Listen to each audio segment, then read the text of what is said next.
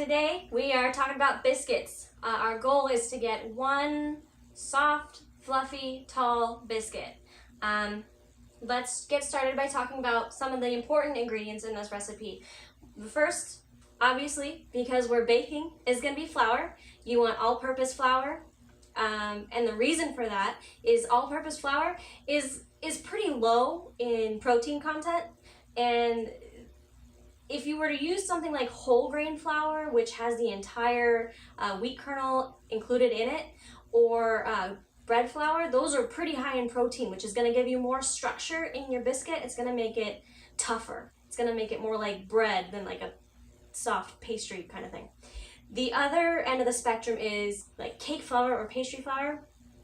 Those are really low in protein, and it's going to keep your biscuit really soft, but you still want some gluten structure. You want some structure, and you want more structure in your biscuit than you would in a cake. So that is why I'm using all-purpose flour. It's kind of a good in-between. The other important ingredient is buttermilk. The reason for that is the acidity in buttermilk is going to tenderize the gluten structures, and it's also going to work with your leaveners like baking powder and baking soda to help the biscuits rise when they're in the oven. And then the other really important ingredient in biscuits is the fat, where you get your fat from.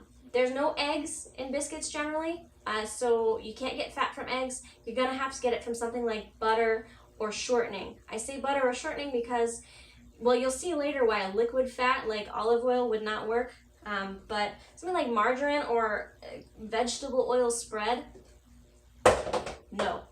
They are really high in water content and really low in fat content. Fat equals flavor, and water content is gonna perhaps weigh down your dough and make it a little bit harder for your dough to rise.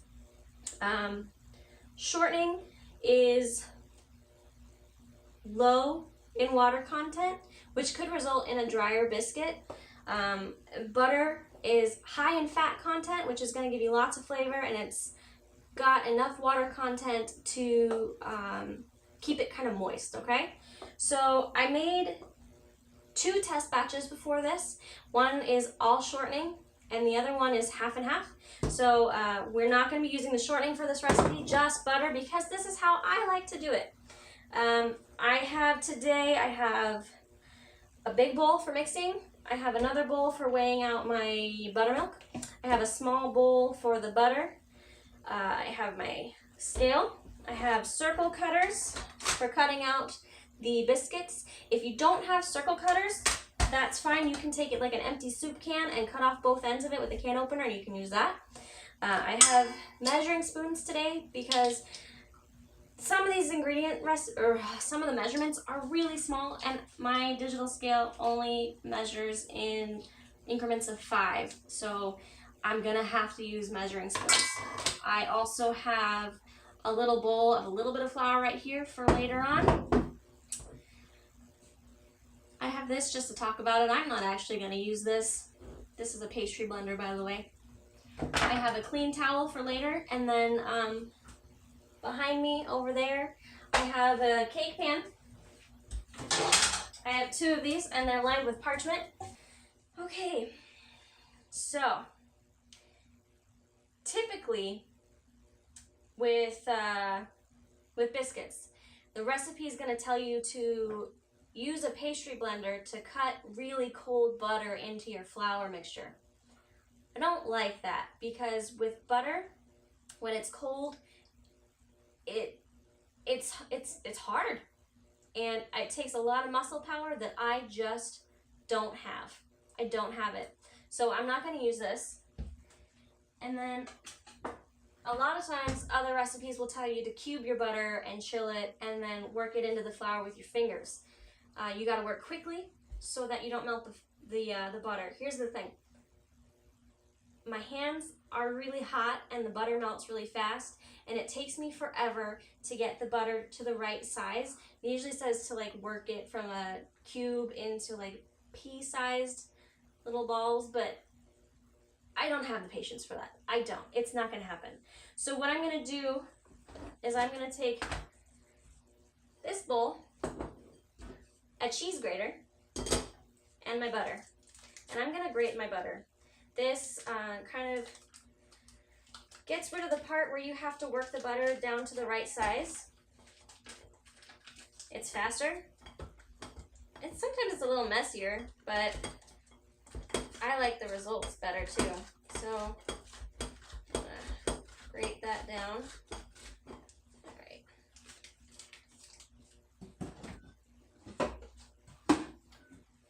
I grated more than I actually needed.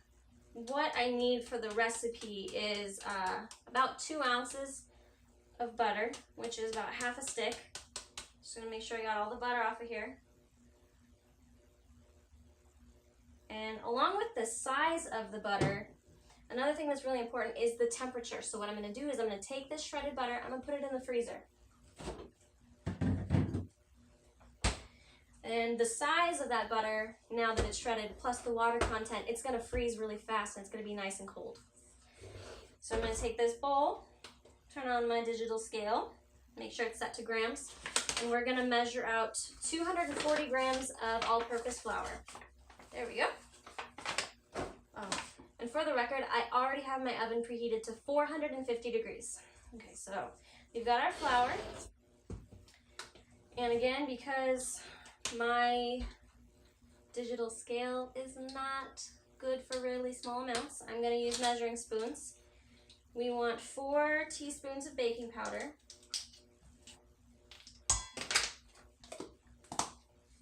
Oh man. Okay, and then let's see, it's a 1/4 teaspoon of baking soda. I'm going to do this over the sink because I don't want to do it directly over the bowl, because I don't want to accidentally put way too much baking soda into the mixture. So there's that. And then I need a 3/4 teaspoon of salt. Yeah, 3/4 teaspoon of salt.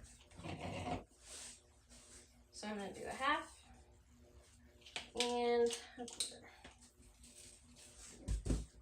Bam.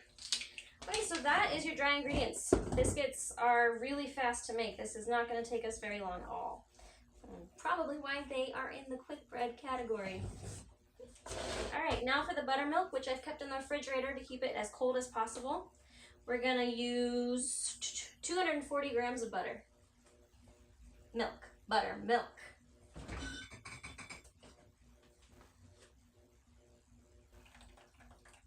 Okay, so there's 240 grams of buttermilk. Oh, this cap doesn't want to go back on.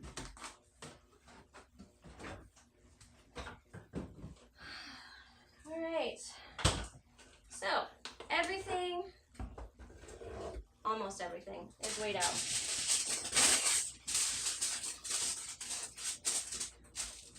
I don't want to get another dish dirty, so I'm just going to put down some tin foil, turn on my scale, pull out this butter.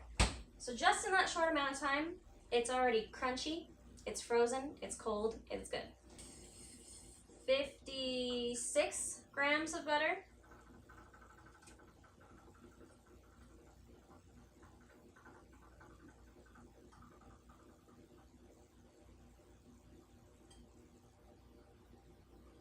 All right, and we're going to take that and dump it into our flour mixture.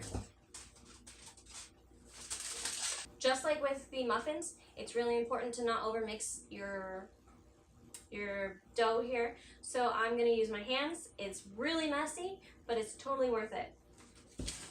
All right, so I'm just going to kind of throw the flour around the butter and just kind of like pinch it. And I'm doing this kind of like the money thing, you know, like I got money, but with butter and flour. I got butter and flour.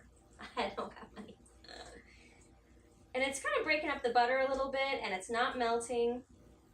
And I'm getting, you know, the size that I want. I want little, it looks like I've got crumbs of butter in my flour.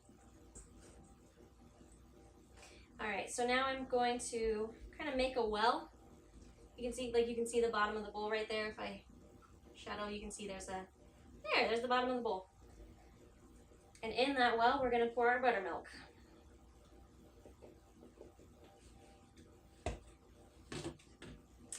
Using my hands, kind of folding the flour over the well of buttermilk. And we just want to mix this until everything comes together. It's going to be really sticky. It's really messy. I thought about putting on gloves just for the sake of this this video, but I forgot. So I'm going to get really messy right now.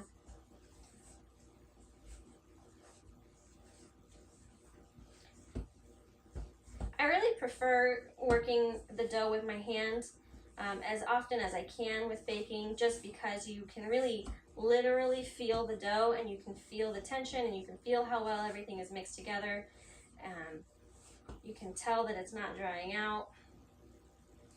I did remove all my jewelry before doing this. Did not want biscuit in my wedding ring. Okay. All right, so now I've gotten to the point where there's no more loose flour in the bottom of this bowl, and everything's kind of come together.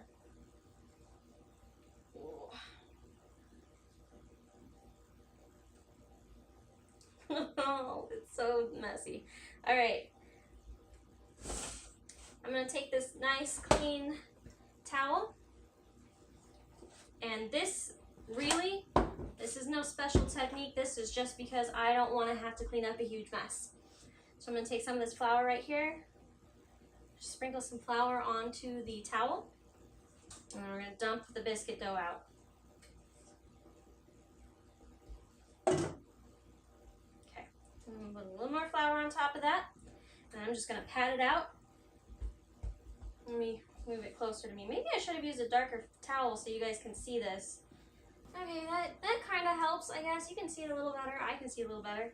Okay, so I'm going to press it out, fold it over on itself, and press it out again. This is helping create the layers in the biscuit. And you want layers because you want them to pop up and be nice and flaky. Again, just another fold and press it out. One last time. And I'm going to press it out so it's about ½ an inch thick.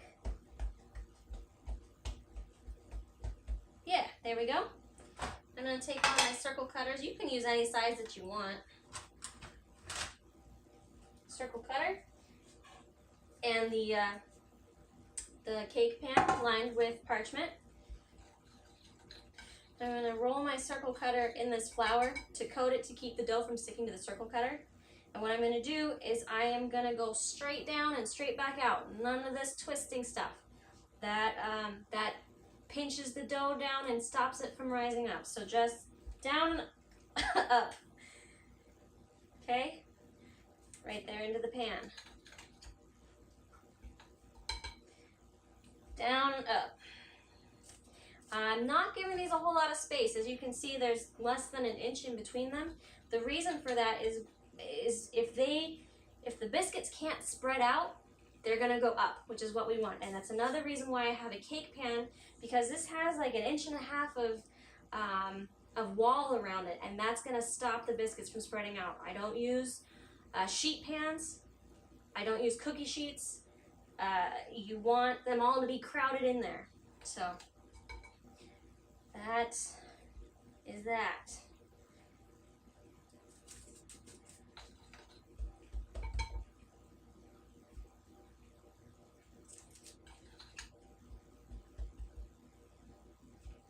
Okay. So I have scraps left over. If you're worried about overworking your biscuits, you can always make them square, cut them with a knife instead of using a circle cutter. Okay. I'm going to press it out again to about 1/2 inch, trying not to work the dough too much. There's that. Okay. Some recipes, they're going to want you to brush the tops of the biscuit with buttermilk. I did that for the last batches, and all it really did was make them shinier. So there's that. Now you can lump this into its own little biscuit if you want. I don't have room for it in here, so I'm not going to do that. I'm going to put this in the oven for about 15 minutes, 450 degrees. It should be good. And while those are baking, I'm going to clean up my mess, which is going to be really easy considering all I have to do is just fold up this towel and take it to the laundry. Alright guys, here we have the results of our experiment. If we take a look over here at the all shortening biscuit, they're not very tall. This one's shiny because I put buttermilk on top of it, but it doesn't make a whole lot of difference. There's a little bit of layering going on in there. If I open it up here, you can see, I mean you can't see, but I can tell it's kind of dry. And let me tell you, I tried one and they are bland. The only way I would ever use these if I were to maybe be making chili and I was gonna like dip them in the chili or stew to get just the flavor of something in it. So we'll just move on to the next batch, which is the half butter and half shortening. They're a little bit taller, maybe by like 1/8 of an inch. They're a little bit taller. They've got some more layers, more flakes to them. It's a little less dry and not surprising at all, they're a little less bland. And then here we have these all butter biscuits. Look at that, like just look at the flakes on that and the layers versus that. These are really moist in the center. And they're really flavorful, and they're good. They're good on their own. They're good with other things. They're good with gravy. They're good with soups. I done did good. Alright guys, just a couple things before we go. If you do, for some reason, choose to make shortening-based biscuits after this, I use the pastry blender. It was not something that froze easily. I didn't even bother trying to grate it because that would have been a mess. So I did use the pastry blender and it was really easy to do. The other thing is I know that I was all over the place with my measurements. I know I went from ounces to grams to teaspoons, so we will be posting the recipe in the video description below. Please go ahead and share this video, comment, like it, subscribe, all that stuff that you're supposed to ask people to do on YouTube videos. Next time we'll be talking about chocolate chip cookies and what happens if you are impatient about getting the correct temperature of your butter. Bye guys. Mowgli, wake up. Say bye.